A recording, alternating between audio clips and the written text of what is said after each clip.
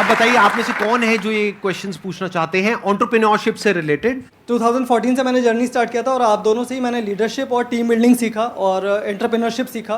तो मेरा क्वेश्चन ये है सर कि I am running a chess academy. तो बीइंग अ चेस कोच मैंने एज अ फ्रीलांसर स्टार्ट किया था और आज जो मेरी सबसे बड़ी प्रॉब्लम है, मेरा अकेडमी का जो रेवेन्यू है 1 CR मैंने क्रॉस कर लिया है पर ईयर का। Very good. But thank you sir. But problem ये आ रही है कि मैं उसको 5 CR या 10 CR नहीं ले जा पा रहा हूँ, क्योंकि हर 2 साल में जो मैं टीम बिल्ड करता हूँ 8-10 लोगों की या 20-25 लोगों की भी टीम मेरी 2019 में थी, वो मुझे छोड़ देते हैं। तो कहाँ गैप आ रहा है वो मैं नहीं समझ पा रहा और काफ़ी टाइम से मैं ये सवाल पूछना चाह रहा था। वेरी क्विक आंसर, क्रिटिकल को रिपीटेबल में कन्वर्ट करना है, क्योंकि आप जो काम कर रहे हैं उसमें क्रिटिकल स्किल सिखा देते हैं अपनी टीम को और वो रिपीटेबल नहीं हो पाता, फिर वो आपसे अलग हो जाता है। दूसरी चीज, आपको एक काम बहुत जरूरी है यहाँ पे कि बड़ी मशीन का छोटा हिस्सा वर्सेस छोटी मशीन का बड़ा हिस्सा। आप क्या कर रहे हैं, आप छोटी मशीन का बड़ा हिस्सा उन्हें बना देते हैं तो वो आपसे इंडिपेंडेंट हो जाते हैं। उनको बड़ी मशीन का छोटा हिस्सा बनाइए। इसमें 2 बातें ध्यान रखना, मैं समझाता हूं आपको। जैसे गाड़ी बनती है, गाड़ी बनने में एक आदमी स्टीयरिंग फिट करता है, टायर फिट करता है, बम्पर फिट करता है, गियर फिट करता है, क्लच प्लेट लगाता है, एक दरवाजा लगाता है, एक विंड स्क्रीन लगाता है। वो सब क्या है, बड़ी मशीन के छोटे हिस्से हैं। वो अपने आप गाड़ी नहीं बना सकते, वो पूरी गाड़ी नहीं बना पाएगा, उसको एक हिस्सा आता है। तो एक हिस्से पे काम कराइए उस टीम से। अगर वो बड़ा हो रहा है और वो छोटी मशीन का बड़ा हिस्सा बन रहा है और उसको पूरी गाड़ी बनानी आ गई है अब, तो फिर वो आपके एम्प्लॉय बनने के लिए नहीं है, अब आप उसको पार्टनर बनाइए तो आपको छोड़ के नहीं जाएगा। और आप उसके साथ एक्सपेंशन में रेवेन्यू शेयरिंग करिए, ईसॉप दीजिए, कंपनी में हिस्सेदारी दीजिए, आप उसको बिजनेस के प्रॉफिट्स में हिस्सा दीजिए, रेवेन्यू का हेयर कट दीजिए, बिजनेस स्ट्रक्चर कर लीजिए उसके साथ, तो वो आपके साथ टिका रहेगा। अभी वो क्यों टिका है, क्योंकि उसको लगता है मैं तनख्वाह पे नहीं, मैं तो अपने आप कमा सकता हूं। तो ये दूसरी चीज है। 2 बातें हैं, एक पहला क्रिटिकल को रिपीटेबल आप टेक्नोलॉजी से बनाइए। मैं मुंबई में एक आइसक्रीम वाला है, वो पिछले 150 साल से आइसक्रीम बनाता है, खिलाता है और वो बड़ा फेमस है। दुनिया भर में लोग उसकी आइसक्रीम लेकर के जाते हैं, उसका मिल्क शेक लेके जाते हैं, वो ड्राई आइस में पैक करके देता है, डब्बे में सील करके देता है। और मैं भी देखा, बड़ा अच्छा लगा मुझे देख करके, लेकिन बड़ा बड़ा लिखा है कि हमारी देश में कोई दूसरी ब्रांच नहीं है। तो मैं सोचता हूं भाई तेरा कितना दुर्भाग्य है कि तू 150 साल में दूसरी ब्रांच नहीं बना पाया, क्योंकि वो क्रिटिकल को रिपीटेबल नहीं कर पा रहा है। तो आप क्रिटिकल को रिपीटेबल करने के लिए टेक्नोलॉजी बिल्ड करिए, तो फिर आप उसको स्केल कर पाएंगे। वो आपका पहला आंसर। और दूसरा, मैन पावर रिटेन कर पाएंगे, क्योंकि आप उन पर डिपेंडेंट नहीं है, वो दूसरा आंसर। तो दोनों चीजें कवर की। धन्यवाद। तो यहाँ पे मैं भी थोड़ा सा अपना पर्सपेक्टिव ऐड ऑन करता हूँ सर, कि अभी जो सर ने बात बोली बिल्कुल परफेक्ट है कि ये 2 तरीके हैं जो सर ने बताया। एक मेरे भी पर्सपेक्टिव से अगर आप देखेंगे तो आपको 2 चीज़ों का ध्यान रखना पड़ेगा। एक, या तो कोई ऐसा ब्रांड बना लीजिए अपना कि वहाँ पे इतना बड़ा एंट्री बैरियर आ जाए कि लोग ये कहें कि हमको चेस नहीं सीखना है, क्योंकि चेस सिखाने वाले तो बहुत लोग हो सकते हैं, वो कहें कि हमको तो इससे चेस सीखना है। जैसे पानी की बोतल का अगर एग्जाम्पल लिया जाए तो पानी की बॉटल्स तो बहुत है, लेकिन जो ब्रांडेड पानी की बोतल है, और वो भी पानी की बोतल के नाम से जो सबसे पहला नाम हमारे माइंड में ब्रांड आता है, वो मुझे बोलने की जरूरत नहीं है, आप लोगों को पता है क्या आता है। पानी के साथ में सिनोनिमस कौन सा ब्रांड है, तो आदमी कहे कि मेरे को तो ये चाहिए, वो नहीं है तो कुछ और चाहिए। तो या तो आप अपना ब्रांड बनाइए, या फिर आप कहते हो कि नहीं मेरे पास में इतना मार्केटिंग बजट नहीं है, या वो वेवलेंथ नहीं है कि मैं अपना खुद का एक ब्रांड बना सकूं जिसकी वजह से एक एंट्री बैरियर क्रिएट हो, तो दूसरा ऑप्शन ये है कि आप एफिलिएट मॉडल पे चले जाइए। सीखो, सिखाओ, उस पर हमारी रेवेन्यू शेयरिंग होगी, वो पहले से एग्रीमेंट कर लो। ये 2 तरह के बिजनेस मॉडल्स हैं जो अभी एकदम से मेरे माइंड में आ रहे हैं। इसके अलावा और भी बहुत सारे ऑप्शंस हो सकते हैं। सर बिजनेस से रिलेटेड मेरा एक क्वेश्चन था। Actually 0 to 5 years old kit बनाई है हम लोगों ने, लर्निंग किट है। एक्चुअली प्रॉब्लम ये आ रही है कि हमारी जो सोसाइटी है वहाँ पे हम लोग वो चीज़ लोगों को समझा रहे हैं, बता रहे हैं, पर वो एक्सेप्ट नहीं कर पा रहे उस चीज़ को।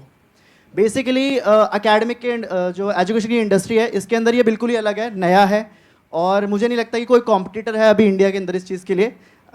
तो इस चीज़ पे मेरा ये था कि मैं लोगों को कैसे समझा पाऊँ उस चीज़ को लेके।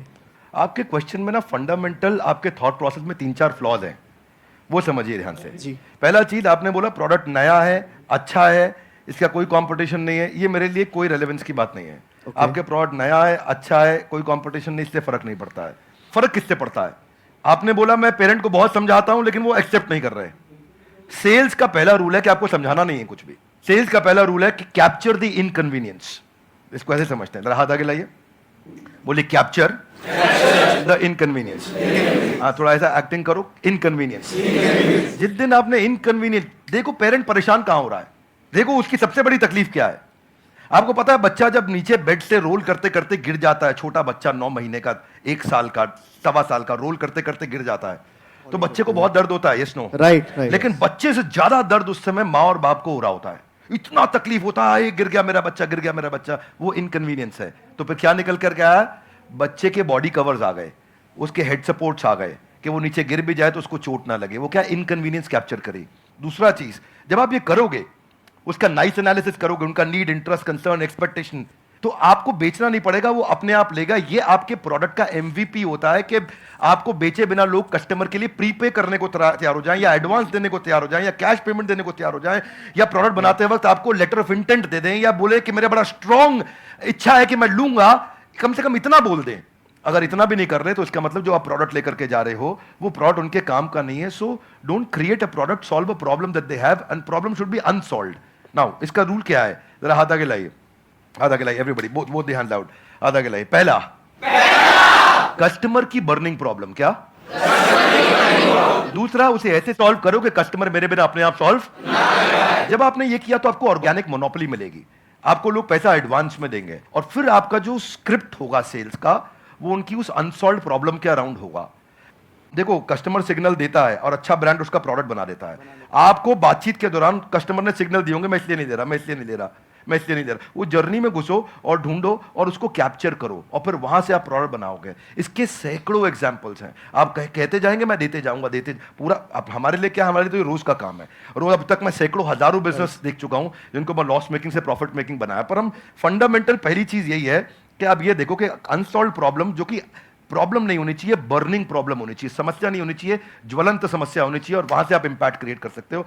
तो आपने जो प्रोडक्ट तैयार किया है उसमें ये ढूंढिए, और सारी पोजिशनिंग वहीं से होगी आपकी। इसको बोलते हैं reason for customer to switch. क्या बोलते हैं? Reason to customer. कस्टमर क्यों स्विच करके आएगा आपके पास में? उसके पास 5 रीजन क्या है, क्या वो 5 कारण है आपके पास आएगा, उनको आइडेंटिफाई करो, तो आपका प्रोडक्ट भी वहीं फोकस्ड होगा और आपकी स्टोरी भी वहीं फोकस्ड होगी। धन्यवाद।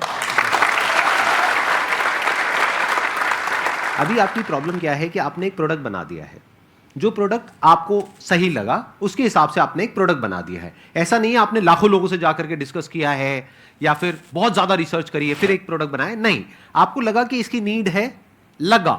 ध्यान से समझना, लगने में और होने में जमीन आसमान का फर्क होता है। मुझे भी लग सकता है कि मेरे इस प्रोडक्ट की नीड है, सभी को लगता है। इसको बोलते हैं प्रोडक्ट मार्केट फिट।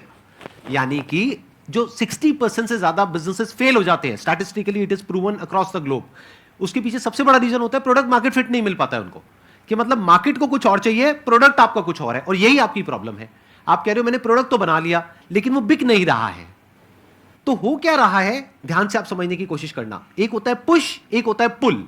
कि आपको पुश करना पड़ रहा है अपने प्रोडक्ट को, लेकिन फिर भी सामने वाला रेजिस्टेंट है, वो कह रहा है हाँ ठीक है सोच के बताऊंगा। तो अभी वो बर्निंग नीड नहीं है, जो भी सर ने वर्ड यूज किया।